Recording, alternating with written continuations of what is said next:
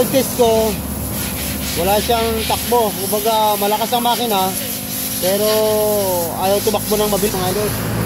So ang gagawin natin, i-adjust mo yung clutch mga idol. So i-adjust ko yung clutch kasi niroad test ko. Pigil ang takbo mga idol, pigil ang takbo. Ngayon i-adjust ko mga idol.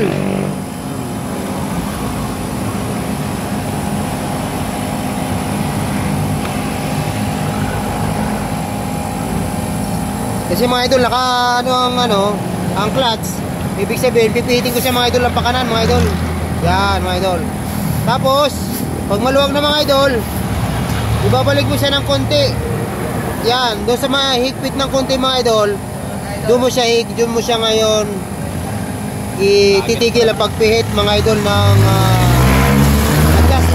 adjusting screw mga idol. Yan. Ngayon mga idol, titistingan ko kung babatak na o tatakbo na mga idol ng maganda kasi pigil ang takbo kanina. Ay, wala patayin.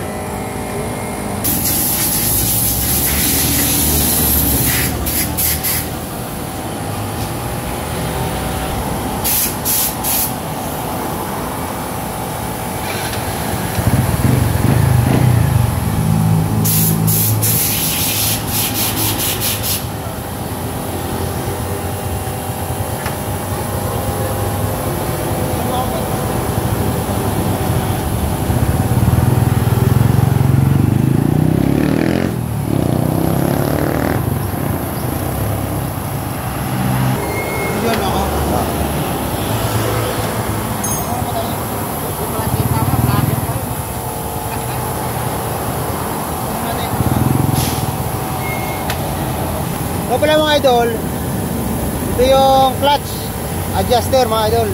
So kanina ni-road test ko, malakas ang makina, pigil ang takbo mga idol. Kaya in-adjust ko to, niluwagan ko ito, luluwagan lang to mga idol.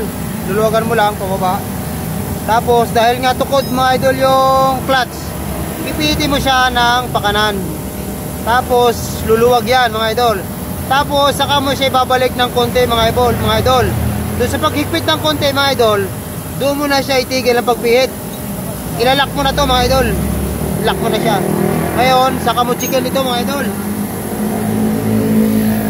Yung cambio kasi baka sobrang lubay mga idol.